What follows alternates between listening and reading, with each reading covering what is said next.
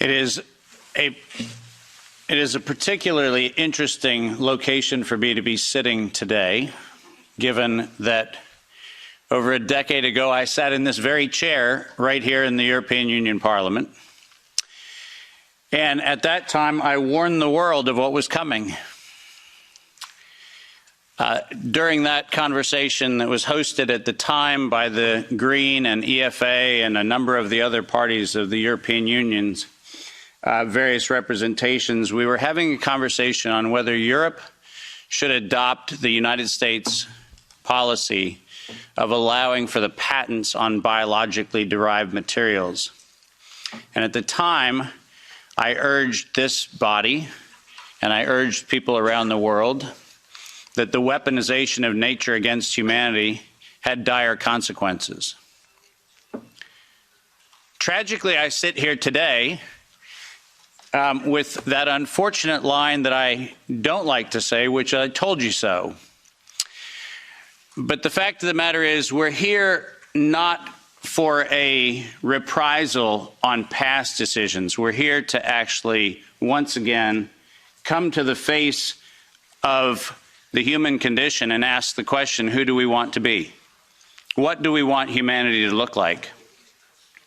And rather than seeing this as an exercise in futility, which is very easy from time to time when you're in the position I'm in, I actually see this not as an exercise in futility. I see this as one of the greatest opportunities that faces us, because we now have a public conversation, which is now front and center in people's minds. When this was an esoteric conversation about biological patents, nobody cared. But when that conversation came home, then it became something people can care about. So I'm actually quite grateful for this opportunity. I thank the members of Parliament for hosting this. I thank all of the translators who, I apologize in advance. I will use terminology that is probably very difficult to translate, so my apologies. And I'd also like to acknowledge the fact that many of you are aware of my involvement with this, in large part due to the amazing work of my wonderful wife, Kim Martin, who encouraged me at the very early days of this pandemic to get on front of the camera and talk about all the information that I had been sharing among very small groups around the world. And it was, in fact, her encouragement that put me in a place where many of you have heard what I have to say. Ironically, the world that I came from, that used to be very popular, my CNBC and Bloomberg presentations, which were televised on mainstream media around the world, was an audience that I lost. I can confidently say COVID diminished my fame. But I can also confidently say that I'd rather stand among the people with whom I'm standing today than any of the folks that were part of that previous world. So this is a much better place to be. My role today is to set the stage for this conversation in a historical context, because this did not come in the last 3 years. This did not come in the last 5 or 6 years. This actually is an ongoing question that probably began here in Europe in the early stages of the mid-1900s, but certainly by 1913, 1914, this conversation started right here in Central Europe. The pandemic that we alleged to have happen in the last few years also did not happen overnight. In fact, the very specific pandemic using coronavirus began in a very different time. And we'll try to advance the slides here with one of these things. Oh, there we go. Most of you don't know that coronavirus as a model of a pathogen was isolated in 1965. Coronavirus was identified in 1965 as one of the first infectious replicatable viral models that could be used to modify a series of other experiences of the human condition. It was isolated once upon a time associated with the common cold. But what's particularly interesting about its isolation in 1965 was that it was immediately identified as a pathogen that could be used and modified for a whole host of reasons. And you heard me correctly, that was 1965. And by the way, these slides are public domain. You're welcome to look at every single reference. Every comment that I made is based on published material, so do make sure that you look at those references. But in 1966, the very first COV coronavirus model was used as a transatlantic biological experiment in human manipulation. And you heard the date, 1966. I hope you're getting the point of what I'm saying. This is not an overnight thing. This is actually something that's been long in the making. A year before I was born, we had the first transatlantic coronavirus data sharing experiment between the United States and the United Kingdom. And in 1967, the year I was born, we did the first human trials on inoculating people with modified coronavirus. Isn't that amazing? 56 years ago, the overnight success of a pathogen that's been 56 years in engineering. And I want that to chill with all of you. Where were we when we actually allowed, in violation of biological and chemical weapons treaties, where were we as a human civilization when we thought it was an acceptable thing to do to take a pathogen for the United States and infect the world with it? Where was that conversation? And what should have been that conversation in 1967? That conversation wasn't had. Ironically, the common cold was turned into a chimera in the 1970s. And in 1975, 1976, and 1977, we started figuring out how to modify coronavirus by putting it into different animals, pigs and dogs. And not surprisingly, by the time we got to 1990, we found out that coronavirus as an infectious agent was an industrial problem for two primary industries, the industries of dogs and pigs. Dog breeders and pigs found that coronavirus created gastrointestinal problems, and that became the basis for Pfizer's first spike protein vaccine patent, filed, are you ready for this, in 1990. Did you hear what I just said? 1990. Operation Warp Speed? I'm sorry. Where's the warp and the speed? Pfizer, 1990, the very first spike protein vaccine for coronavirus. Isn't that fascinating? Isn't it fascinating that we were told that, well, the spike protein is a new thing. We just found out that that's the problem. No. As a matter of fact, we didn't just find out it was not just now the problem. We found that out in 1990 and filed the first patents on vaccines in 1990 for the spike protein of coronavirus. And who would have thought? Pfizer. Clearly the innocent organization that does nothing but promote human health. Clearly Pfizer. The organization that has not bought the votes in this chamber and in every chamber of every government around the world. Not that Pfizer. Certainly, they wouldn't have had anything to do with this. But oh yes, they did. And in 1990, they found out that there was a problem with vaccines. They didn't work. You know why they didn't work? It turns out that coronavirus is a very malleable model. It transforms and it changes and it mutates over time. As a matter of fact, every publication on vaccines for coronavirus from 1990 until 2018, every single publication concluded that coronavirus escapes the vaccine impulse, because it modifies and mutates too quickly for vaccines to be effective. And since 1990 to 2018, that is the published science, ladies and gentlemen. That's following the science. Following the science is their own indictment of their own programs that said it doesn't work.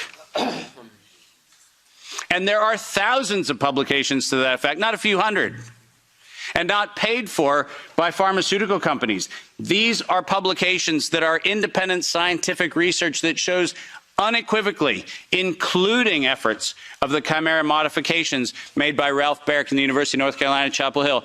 All of them show vaccines do not work on coronavirus. That's the science.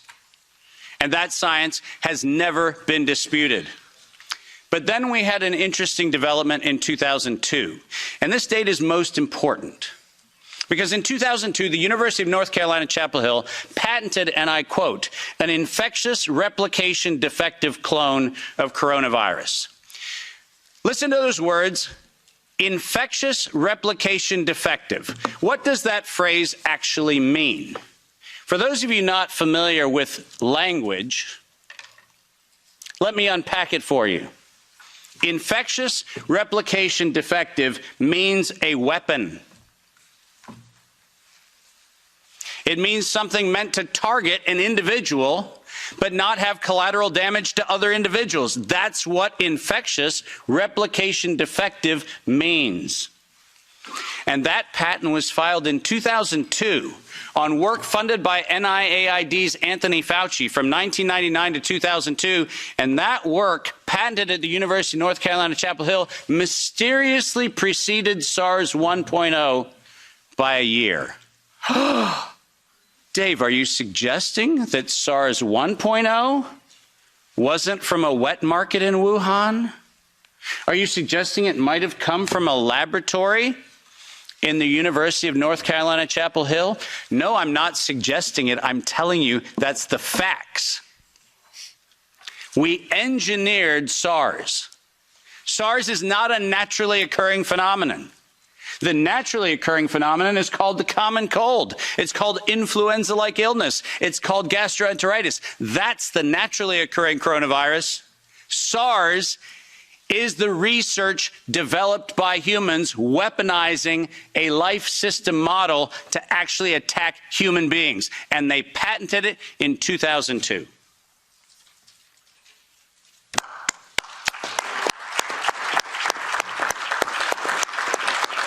And in 2003, giant surprise, the CDC filed the patent on coronavirus isolated from humans in violation, once again, of biological and chemical weapons treaties and laws that we have in the United States. And I'm very, very precise on this. The United States likes to talk about its rights and everything else and the rule of law and all the nonsense that we like to talk about. But we don't ratify treaties about, I don't know, defending humans. We conspicuously avoid that. We actually have a great track record of advocating for human rights and then denying them when it comes to actually being part of the international community, which is a slightly problematic thing. But let's get something very clear. When the CDC in April of 2003 filed the patent on SARS coronavirus isolated from humans, what did they do? They downloaded a sequence from China and filed a patent on it in the United States. Any of you familiar with biological and chemical weapons treaties knows that's a violation. That's a crime. That's not an innocent oops. That's a crime. And the United States Patent Office went as far as to reject that patent application on 2 occasions until the CDC decided to bribe the Patent Office to override the patent examiner to ultimately issue the patent in 2007 on SARS coronavirus. But let's not let that get away from us, because it turns out that the RT-PCR, which was the test that we allegedly were going to use to identify the risks associated with coronavirus, was actually identified as a bioterrorism threat by me in the European Union-sponsored events in 2002 and 2003, 20 years ago. That happened here in Brussels and across Europe. In 2005, this particular pathogen was specifically labeled as a bioterrorism and bioweapon platform technology. Described as such. That's not my terminology that I'm applying to it. It was actually described as a bioweapons platform technology in 2005. And from 2005 onwards, it was actually a biowarfare enabling agent, its official classification from 2005 forward. I don't know if that sounds like public health to you. Does it? Biological warfare enabling technology. That feels like not public health. That feels like not medicine. That feels like a weapon designed to take out humanity. That's what it feels like. And it feels like that because that's exactly what it is. We have been lured into believing that EcoHealth Alliance and DARPA and all of these organizations are what we should be pointing to, but we've been specifically requested to ignore the facts that over $10 billion have been funneled through black operations through the check of Anthony Fauci and a side-by-side ledger where NIAID has a balance sheet and next to it is a biodefense balance sheet equivalent dollar-for-dollar matching that no one in the media talks about. And it's been going on since 2005. Our gain-of-function moratorium, the moratorium that was supposed to freeze any efforts to do gain-of-function research. Conveniently, in the fall of 2014, the University of North Carolina, Chapel Hill received a letter from NIAID saying that while the gain-of-function moratorium on coronavirus in vivo should be suspended, because their grants had already been funded, they received an exemption. Did you hear what I just said? A biological weapons lab facility at the University of North Carolina, Chapel Hill, received an exemption from the gain-of-function moratorium so that by 2016 we could publish the journal article that said SARS coronavirus is poised for human emergence in 2016. And what, you might ask, Dave, was the coronavirus poised for human emergence? It was WIV1, Wuhan Institute of Virology Virus 1. Poised for human emergence in 2016 at the proceedings of the National Academy of Sciences, such that by the time we get to 2017 and 2018, the following phrase entered into common parlance among the community. There is going to be an accidental or intentional release of a respiratory pathogen. The operative word, obviously, in that phrase, the word release. Does that sound like leak? Does that sound like a bat and a pangolin went into a bar in the Wuhan market and hung out and had sex and lo and behold, we got SARS-CoV-2? No. Accidental or intentional release of a respiratory pathogen was the terminology used, and 4 times in April of 2019, 7 months before the allegation of patient number 1, 4 patent applications of Moderna were modified to include the term accidental or intentional release of a respiratory pathogen as the justification for making a vaccine for a thing that did not exist. Keep going. If you have not done so, please make sure that you make reference in every investigation to the premeditation nature of this, because it was in September of 2019 that the world was informed that we were going to have an accidental or intentional release of a respiratory pathogen so that by September 2020, there would be a worldwide acceptance of a universal vaccine template. That's their words, right in front of you on the screen. The intent was to get the world to accept a universal vaccine template, and the intent was to use coronavirus to get there. And the last slide. This isn't advancing, so if I could have somebody do it. Let's read this, because we have to read this into the record everywhere I go. Until an infectious disease crisis is very real, present, and at the emergency threshold that is often largely ignored. To sustain the funding base beyond the crisis, he said, we need to increase the public understanding for the need for medical countermeasures such as a pan-influenza or pan-coronavirus vaccine. A key driver is the media, and the economics will follow the hype. We need to use that hype to our advantage to get to the real issues. Investors will respond if they see profit at the end of the process. Sounds like public health? Sounds like the best of humanity? No, ladies and gentlemen, this was premeditated domestic terrorism stated at the proceedings of the National Academy of Sciences in 2015, published in front of them. This is an act of biological and chemical warfare perpetrated on the human race, and it was admitted to in writing that this was a financial heist and a financial fraud. Investors will follow if they see profit at the end of the process. Let me conclude by making 5 very brief recommendations. The last slide. Nature was hijacked. This whole story started in 1965 when we decided to hijack a natural model and decide to start manipulating it. Science was hijacked when the only questions that could be asked were questions authorized under the patent protection of the CDC, the FDA, the NIH, and their equivalent organizations around the world. We didn't have independent science. We had hijacked science. And unfortunately, there was no moral oversight in violation of all of the codes that we stand for. There was no independent, financially disinterested, independent review board ever impaneled around coronavirus, not once. Not once. Not since 1965. We do not have a single independent IRB ever impaneled around coronavirus. So morality was suspended for medical countermeasures. And ultimately, humanity was lost because we decided to allow it to happen. Our job today is to say, no more gain-of-function research, period. No more weaponization of nature, period.